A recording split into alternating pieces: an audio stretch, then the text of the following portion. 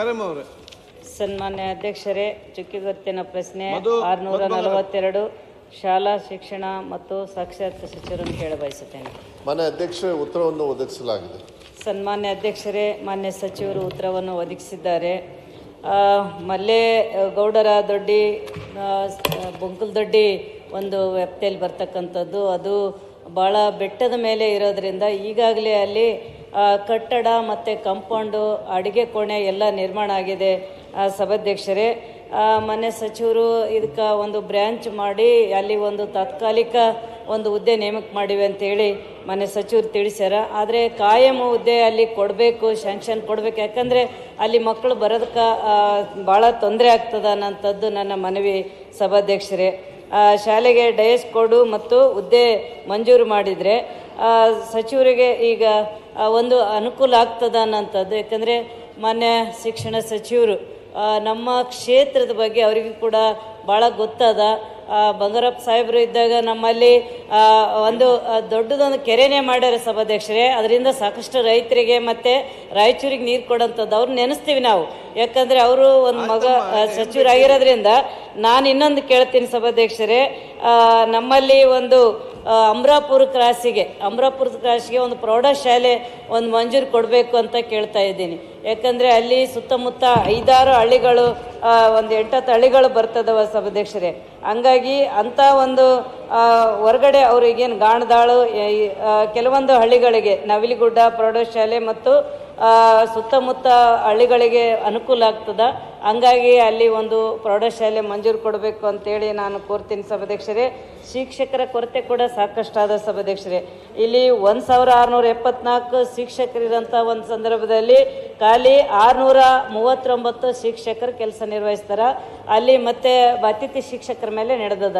ದಯಮಾಡಿ ನಮ್ಮಲ್ಲಿ ಶಿಕ್ಷಕರ ಒಂದು ಕೊರತೆಯನ್ನು ನೀಗಿಸಬೇಕು ಅನ್ನೋಂಥದ್ದು ತಮ್ಮ ಮುಖಾಂತರ ಸಚಿವರಿಗೆ ಮನವಿ ಮಾಡಿಕೊಳ್ತೀನಿ ಸಭಾಧ್ಯಕ್ಷರೇ. ನಮ್ಮ ಸರ್ಕಾರಿ ಶಾಲೆ ಓದುವ ಮಕ್ಕಳ ಸಂಖ್ಯೆ ವರ್ಷದಿಂದ ಹೆಚ್ಚಾಗುತ್ತಿದ್ದರಿಂದ ಹೊಸ ಶಾಲೆಗಳು ಮಂಜೂರು ಮಾಡಲು ಮತ್ತೊಮ್ಮೆ ಮಾನ್ಯ ಸಚಿವರಲ್ಲಿ ಬೇಡಿಕೆ ಇಡ್ತೀನಿ. ಮತ್ತೆ ಒಂದೇ ನಿಮಿಷ ಸರ್. ಹಾಗಾಗಿ ಮುಂದಿನ ವರ್ಷ ಹೊಸ ಪ್ರೌಢಶಾಲೆಗಳಿಗೆ ಮಂಜೂರು ನೀಡಬೇಕು. ಮತ್ತು ನನ್ನ KKDB ಅನುದಾನದಲ್ಲಿ ಕಟ್ಟಡಗಳಿಗೆ ಹಣವನ್ನು ಮೀಸಲಿಡುತ್ತೇವೆ ಸಭಾಧ್ಯಕ್ಷರೇ. ಸರ್ಕಾರಿ ಪ್ರೌಢಶಾಲೆ ಆಲ್ಕೋಡ್, ಗಾಣದಾಳ್, ಎಮ್ನೂರು, ಮುಂಡ್ರಿಗಿ, ಮುಷ್ಟೂರು, ಸರ್ ಒಂದೇ ನಿಮಿಷ ಸರ್. ಕೆ ಇರುವಿಗೇರ, ಹಿರೇಬೂದೂರು ಈ ಮೇಲ್ಕಂಡ ಪ್ರೌಢಶಾಲೆಗಳನ್ನ ಕಾಲೇಜುಗಳನ್ನಾಗಿ ಉನ್ನತೀಕರಿಸಬೇಕು ಅನ್ನೋಂಥದ್ದು ಸನ್ಮಾನ್ಯ ಸಭಾಧ್ಯಕ್ಷರಲ್ಲಿ ಮನವಿ ಮಾಡಿಕೊಳ್ತೀನಿ ಸಭಾಧ್ಯಕ್ಷ. ಮಾನ್ಯ ಸಭಾಧ್ಯಕ್ಷರೇ, ಅವರು ವಿಶೇಷವಾಗಿ ಮಲ್ಲೇಗೌಡರ ದೊಡ್ಡಿಯಲ್ಲಿ ಅದು ಏನಾಗಿದೆ, ನಮ್ಮ ಸರ್ಕಾರ ಬರೋಕ್ಕಿಂತ ಮುಂಚೆನೇ KKRDBಯಲ್ಲಿ ಬಿಲ್ಡಿಂಗು ಎಲ್ಲ ಕಟ್ಟಿಬಿಟ್ಟಿದ್ದಾರೆ. ಪರ್ಮಿಷನ್ ಏನು ತೊಗೊಂಡಿರಲಿಲ್ಲ ಅದಕ್ಕೆ ಇವಾಗ ಅವ್ರು ಕೇಳೋದು ಅದನ್ನ ಪರ್ಮನೆಂಟಾಗಿ ಮಾಡಿ ಈಗ ಬ್ರಾಂಚ್ ಅಂತೇಳಿ ಮಾಡಿಕೊಟ್ಟಿದ್ದೀವಿ. ಅದನ್ನ ನಿಯಮಾನುಸಾರ ನೋಡಿಕೊಂಡು ಅವರು ಡಯಸ್ ಕೋಡೆಲ್ಲ ಕೊಡ್ತಕ್ಕಂಥದ್ದು, ಮಕ್ಕಳ ಸಂಖ್ಯೆ ಅದನ್ನೆಲ್ಲ ನೋಡಿಬಿಟ್ಟು ನಾನು ಆದಷ್ಟು ಬೇಗ ತೀರ್ಮಾನ ತಗೊಳ್ತಕ್ಕಂಥದ್ದು ವ್ಯವಸ್ಥೆಯನ್ನು ಮಾಡ್ತೀವಿ. ಮತ್ತು ವಿಶೇಷವಾಗಿ ಅಮರಾಪುರ ಕ್ರಾಸ್ ಏನು ಹೇಳ್ತಾ ಅದು ಅಪ್ಗ್ರೇಡ್ ಮಾಡಿಕೊಡ್ತೀವಮ್ಮ. ಅದನ್ನ ಮಾತನ್ನು ಕೂಡ ಕೊಡಲಿಕ್ಕೆ ಇಷ್ಟಪಡ್ತೀನಿ. ನೆಕ್ಸ್ಟ್ ಅಪ್ಗ್ರೇಡ್ ಮಾಡಿ ಹೈಸ್ಕೂಲನ್ನು ಅದನ್ನ ಮಾಡಿಕೊಡ್ತಕ್ಕಂಥದ್ದು. ಶಿಕ್ಷಕರ ಕೊರತೆಯಲ್ಲಿ ಅದು ತಮಗೆ ಗೊತ್ತಿದೆ, ನಾವೆಲ್ಲದೂ ಕೂಡ ಯಾವಾಗಲೂ ಲೇಟಾಗೆಲ್ಲ ಗೆಸ್ಟ್ ಟೀಚರ್ಸು ಎಲ್ಲ ತಗೊಳ್ಳೋರು. ಈಗ ಅತಿಥಿ ಶಿಕ್ಷಕರನ್ನು ತಗೊಳ್ತಾ ಇದೆ. ಪ್ರಕ್ರಿಯೆ ಈಗ ನಡೀತಾ ಇದೆ. TET ಎಕ್ಸಾಮು ಕೂಡ ನಡೆಯೋದ್ರಿಂದ ನೀವು ಅದನ್ನು ಪ್ರಸ್ತಾವನೆ ಮಾಡಿರೋದ್ರಿಂದ ಆದಷ್ಟು ಬೇಗ ಮುಂದಿನ ಅಕಾಡೆಮಿಕ್ ಇಯರ್ ಒಳಗೆ ಅವರೆಲ್ಲರೂ ಕೂಡ ಪಾಠ ಹೇಳ್ಕೊಡ್ತಕ್ಕಂಥ ವ್ಯವಸ್ಥೆಯನ್ನು ನಾವೇನು ಈಗ ಘೋಷಣೆ ಮಾಡಿದ್ದೀವಿ. ಸುಮಾರು 10,000 ಚಿಲ್ಡ್ರೆ ಮತ್ತು ಅನುದಾನಿತ ಶಾಲೆನೂ ಕೂಡ ಅದು ಪ್ರಕ್ರಿಯೆಯಲ್ಲಿದೆ. ಆದಷ್ಟು ಬೇಗ ಮಾಡಿಕೊಡ್ತಕ್ಕಂಥ ವ್ಯವಸ್ಥೆಯನ್ನು ನಾವು ಮಾಡ್ತೀವಿ.